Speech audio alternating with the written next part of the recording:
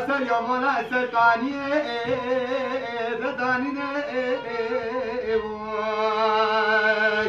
تمولا کساتی قدام غیرت ترین دست عبدال زین باب تمورا بجرا لسر شیخ و زیارتا بجرینه وی دنیا وی دنیا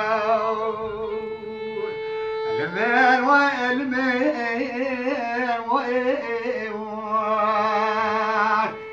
تمولا ولا فلق عين الفايبو